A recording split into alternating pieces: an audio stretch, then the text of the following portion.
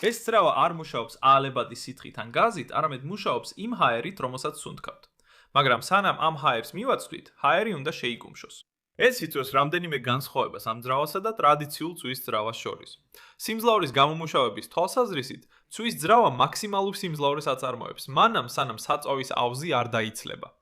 მაშინ როცა ამ ძრავის სიმძლავრე განისაზღვრება აუზში შენდრება, აუზში შენახული წნევით. ეს ნიშნავს, რომ დროთა განმავლობაში სიმძლავრე თანდათან შემცირდება, რადგან ძრავა მეტ ჰაერს იყენებს და წნევა იკლებს. ერთი ვარიანტია, რომ ეს პრობლემა გადავჭრათ, ძრავი ბევრად დაბალი წნევისთვის ოპტიმიზირდეს და შემდეგ რეგულატორით ვამუშავოთ. ამ შემთხვევაში ძრავში შემავალი წნევა უზრუნველყოფს უფრო სტაბილურ სიმძლავრეს, მაშინაც კი როცა აუზში წნევა იკლებს. როცა ამ ძრავის ტესტებს ვატარებ, ვიყენებ დიდ კომპრესორის ალფს და რეგულატორით ვარეგულირებ ძრავში წნევას. თუმცა, რადგან საბოლოოდ ვაპირებ ეს ძრავი თვითმფრინავზე დავაკენო, ეს რეგულატორი ძალიან მძიმეა, ამიტომ ჩემსას გავაკეთებ. წნევის რეგულატორს აქვს სამი ძირითადი კომპონენტი: ზამბარა, მემბრანა და სარქველი, რომლებიც ერთად მუშაობენ გამოსასვლელი წნევის გასაკონტროლებლად.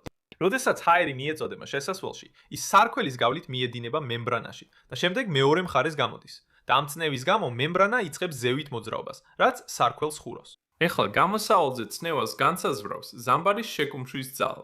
ამიტომ გამოსასვლელი წნევის შესამცირებლად და დასარეგულირებლად საჭიროა ზამბარის შეკუმშვა ისე მოვარგოთ, რომ ის ოდნავ ნაკლები იყოს ვიდრე მემბრანაზე მოქმედი გამოსავლის წნევა. ასე, როდესაც წნევა სწორად არის დაყენებული, სარქველი დახურულ მდგომარეობაში რჩება. მაგრამ თუ გამოსავლის წნევა ოდნავ დაეცემა, მემბრანა ქვემოთ ჩამოიწევს და სარქველს გახსნის, რის შედეგადაც წნევა ისევ მოიმატებს. ეს ფაქტობრივად მექანიკური უკავშირის მარკუჟია, რომელიც სარქველს ხსნის და ხურავს გამოსავლის წნევის მიხედვით. ეხლა ცოტა ხნის წინ ვიყიდე ეს დიდი ნაკრები ზამბარების და შეკუმშვის ზამბარები შედარებით სუსტია. ასე რომ დიაფრაგმის გამოყენების ნაცვლად მე გამოვიყენე მცირე დიამეტრის შპრიცს, რადგან წნევის ძალა ბევრად ნაკლები იქნება პატარა დგუშის ფართობის გამო. და ეს რეგულატორი აბსოლუტურად პატარაა და მხოლოდ 75 გრამს იწონის, რაც იდეალური იქნება იმ თვითმფრინავისთვის, რომელსაც ვაწყობ, რა თქმა უნდა თუ იმუშავებს.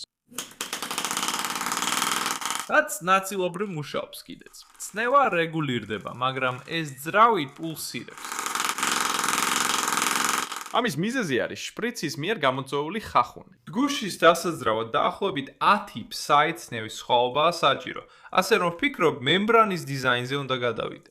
სხვათა შორის რეგულატორში დგუშის გამოყენება სინამდვილეში რადიკალური იდეა არ არის, როგორც მოგვიანებით გავიგე. ჩემს კომპრესორის რეგულატორსაც დგუშის დიზაინი აქვს. ბევრი ვერსიის და ახალი, უფრო ძლიერი ზამბარების შემდეგ, ბოლოს მივიღე რეგულატორი, რომელიც მუშაობდა. შეყვანის წნევა 60 ფსაია და ძრავი მუშაობს დაახლოებით 30 ფსაიზე. და ძრავის სიჩქარე შემიძლია მოვარგო ამ ჩანჩიკის დატრიალებით, რომ გაზარდო ან შეამცირო ზამბარის შეკუმშვა, მაგრამ ზრდის ეს ძრავის მუშაობის ხანძრიობას. ეს არის გრაფიკი იმ ბიძგის, რომელიც წარმოიქმნება, როცა აუზში ჰაერი იკლებს და როგორც ხედავთ, მაქსიმალური ბიძგი გამოდის დასაწყისში მაღალი წნევის გამო. შემდეგ კი ის ნელ-ნელა იკლებს, სანამ წნევა იმდენად დაბალი არ გახდება, რომ ძრავი ვეღარ იმუშავებს. ეხლა, რადგან რეგულატორი დაკანებულია ისე, რომ წნევა მაქსიმალური წნევის დაახლოებით ნახევარზე შეინარჩუნოს, შეიძლება ვიფიქროთ, რომ ბიძგის გრაფიკი ასე უნდა გამოიყურებოდეს, უფრო დაბალი პიკით. მაგრამ ბევრად უფრო ხანგრძლივი მუშაობის დრო, თუმცა რეალურად ასე გამოიყურება. მართალია, მუშაობის დრო ოდნავ უფრო გრძელია, მაგრამ არა მნიშვნელოვნად და ეს იმიტომ, რომ ძრავი მაინც იგივე ეფექტურობით მუშაობს. ასე რომ გრაფიკის ამ ნაწილის ქვეშ არსებული ფართობი უბრალოდ გადანაწილებულია ამ ნაწილზე. მაგრამ შეიძლება ეს ძრავი არ იყოს ოპტიმიზირებული უფრო დაბალ რეგულირებულ წნევებზე მუშაობისთვის. ამიტომ გადავწყვიტე შემექმნა ახალი ძრავი, მცირე მოდიფიკაციებით. პირველი იყო ახალი ცილინდრი აკრიმილის გამოყენებით, რათა იმედია შემცირებულიყო ხახუნი. ასევე გადავწყვიტე ახალი დგუში სამგანზომილებიანი პრინტერით ამომებეჭდა PLA-დან ჩემს Prusa Mark 3-ზე, რადგან ეს უფრო სწრაფი და იაფია ვიდრე დგუშის PC-ით დაბეჭდვა. და რადგან ცილინდრი ახლა ბევრად გლუვია, FDM ბეჭდვაზე არსებული ზოლები ხახუნს არ გაზრდის. ასე რომ ამ ახალ ზრავს დაბალი წნევისთვის ოპტიმიზაციას უკეთებ. მე დავაპროექტე იგი დგუშის ზემოთ დიდი მოცულობით. იდეა ისაა, რომ როდესაც დგუში ზემოთაა, დგუშის ზემოთ მოცულობა 3-ჯერ ნაკლებია ვიდრე მაშინ, როცა ის ქვედა წერტილში. ეს იმიტომ, რომ შემავალი წნევა ატმოსფეროზე დაახლოებით 3-ჯერ მეტია. ამიტომ მისი 3-ჯერ გაზრდა უნდა შეამციროს წნევა გამონაბოლქში 1 ატმოსფერომდე, რაც იმედია შეამცირებს დაკარგულ წნევას.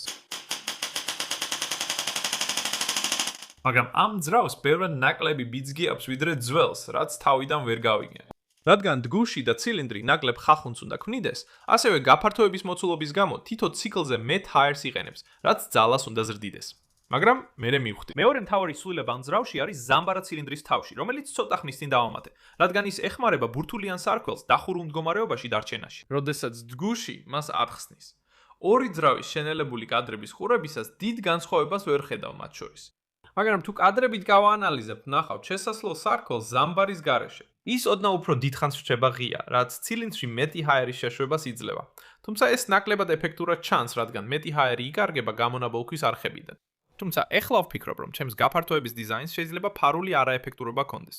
აქ გვაქვს ორი ძრავა, იდენტური, ჯგუშისა და სულის ზომებით, მაგრამ მარცხენა ძრავას გაფართოების მოცულობა ჯგუშის ზემოთ აქვს განთავსებული. რაც საშუალებას აძლევს ჰაერს სრულად გაფართოვდეს ცილინდრში, რის შედეგადაც ძალიან ცოტა ჰაერი იკარგება გამონაბოლქში, მაშინ როცა მარჯვენა ძრავას გაფართოების მოცულობა ნულოვანია და ბევრი მაღალი წნევის ჰაერი გამოდის გამონაბოლქვიდან. მაგრამ ჯერათ თუ არა, მარჯვენა ძრავა რეალურად უფრო ეფექტიანია. და აი რატო?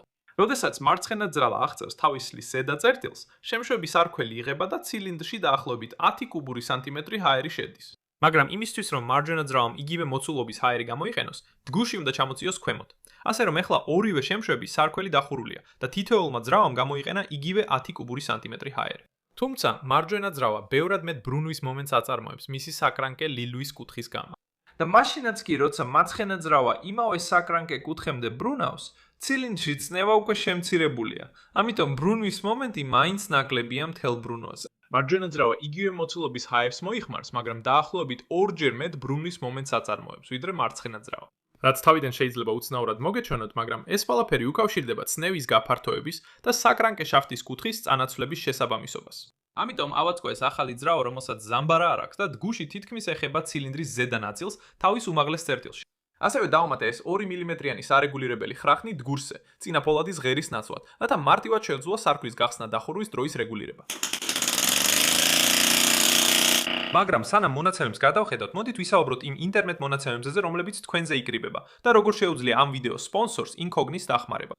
არსებობენ ინტერნეტ მონაცემთა ბროკერები, რომლებიც აგროვებენ ინფორმაციას თქვენზე, მაგალითად თქვენს სახელს, ასაკს, მისამართს, ონლაინ შოპინგის ჩვევებს და სხვა დეტალებს და კომპანიებს შეუძლიათ ამ ინფორმაციის შეძენა. ეხლა შეგიძლიათ თითოეულ ამ ბროკერს პირდაპირ დაუკავშირდეთ, რომ თქვენი ინფორმაცია წაშალოთ. თუმცა მათი რაოდენობა იმდენად დიდია, რომ ამის გაკეთება ძალიან რთული და დროის მომთხოვნია. სწორედ აქ შეიძლება დაგეხმაროთ ამ ვიდეოს სპონსორი, Incogni. Incogni თქვენს სახელით უკავშირდება ყველა მონაცემთა ბროკერს და ითხოვს თქვენი პირადი მონაცემების წაშლას. და რადგან ბევრი მონაცემთა ბროკერი აგზელებს თქვენი მონაცემების შეგროვებას, წაშლის მოთხოვნის შემდეგ Incogni გააკონტროლებს ბაზარს და საჭიროების შემთხვევაში ხელახლა მოითხოვს წაშლას, თუ ახალი ჩანაწერი გამოჩნდება. სწორედ ეს ხდის მათ ცლივ გამოწერას ასეთ მნიშვნელოვანს. რადგან ეს არ არის უბრალოდ ერთჯერადი თქვენი ყველა მონაცემის წაშლა, არამედ მუდმივი ავტომატური სერვისია, რომელიც უზრუნველყოფს, რომ ონლაინ დაცულიოთ. პირველი 100 ადამიანი, ვინც გამოიყენებს კოდს ან ქვემოთ აღწერაში მოცემულ ბმულს, მიიღებს Incognis-ზე 60%-იან ფასდაკლებას.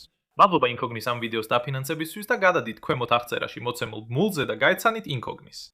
The very early versions of this engine ამ ახალი ძრავის ძალიან კარგი მუშაობის გარდა გადავწყვიტე და შემემოწმებინა, როგორ მოქმედებს ჯგუში სპინი მუშაობაზე.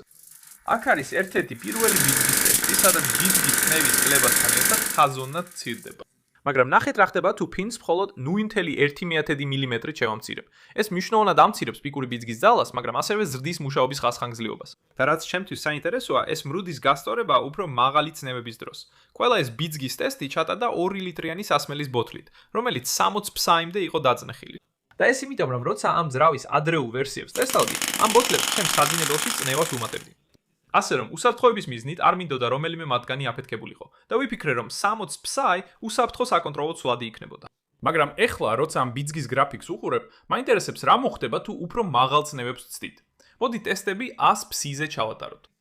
the ball is pushed higher, therefore increasing the thrust, at least to a point where the pressure is then too low. აქ არის გრძელი ჯგუში სპინის შედეგი, მაქსიმალური ბიძგით 3.5 ნიუტონი და მუშაობის ხანგრძლივობით დაახლოებით 2 წუთი. მაგრამ ნახე მოკლე პინის გრაფიკი. უფრო მაღალ წნევაზე ბიძგი რეალურად უფრო დაბალია.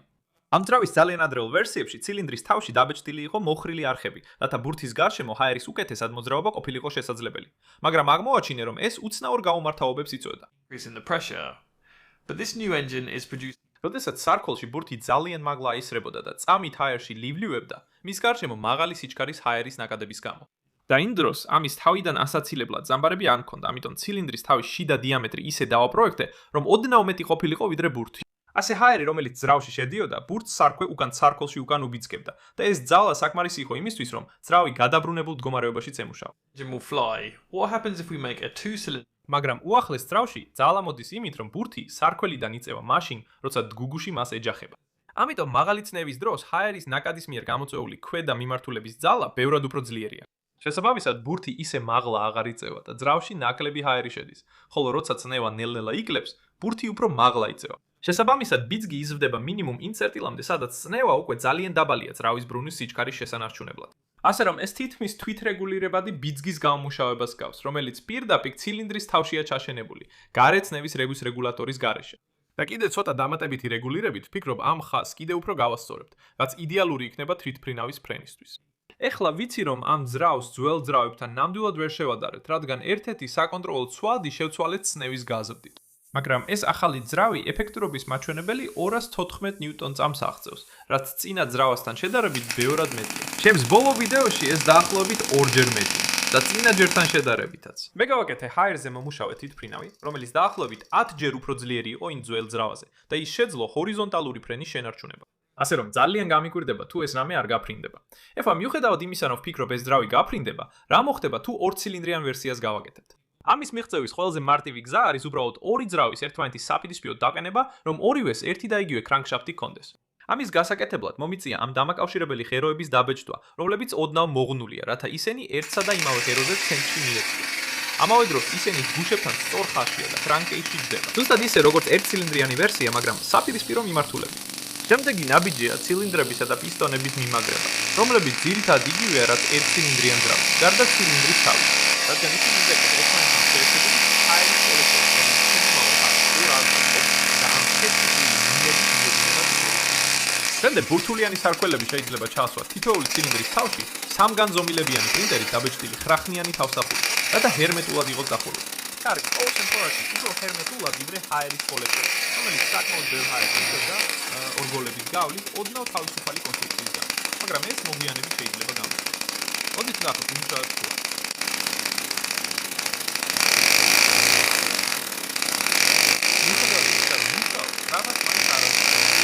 ძრავა, როგორც ერთცილინდრიან ძრავაზე მეტი არ გამორიცხვა და ჩანს, რომ მხოლოდ ერთ ცილინდრზე გროვდება კონდენსატი. როგორც აღმოჩნდა, როცა მილის ერთ-ერთ ცილინდრის თავში ჩავაწებე, შემთხვევით წებოთი დავბლოკე და ერთ ცილინდრს ჰაერი საერთოდ არ მიეწოდებოდა.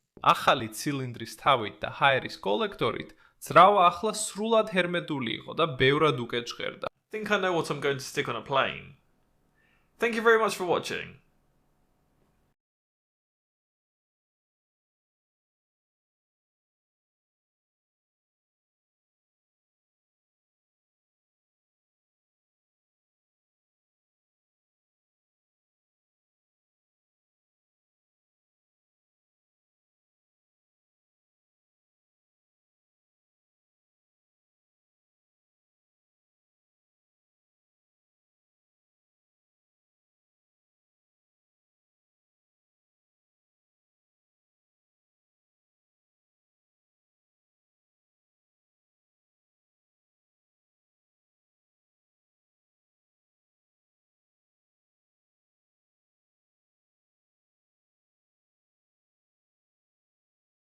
ფიკის ბიძგი 4 წერტილი 2 ნიუტონია 80 ფსიზე, ანუ 428 გრამის აწევის ტოლფასი.